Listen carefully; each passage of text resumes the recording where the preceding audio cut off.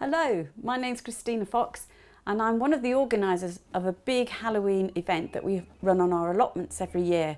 We've run it now for a couple of years and it's kind of getting bigger and better and it's building momentum, and our plot holders are fantastic. They put out skeletons and spooky cobwebs and all sorts of creepy stuff. We have a great time. We have little kids come, we have grown-ups who all dress up. Everyone seems to have a really fun time. This year what I want to do is I've got this sort of grand idea that I'm going to make what I'm calling the Apothecaries drawing room. So I'll have shelves with spooky books on, and I'll have maybe a cabinet with lotions and witchy potions. So we'll have a few skeletons there, all sorts of weird and wonderful fun things. So the main problem with my big idea is that I'm not an experienced crafter, so I'm going to need all the help I can get.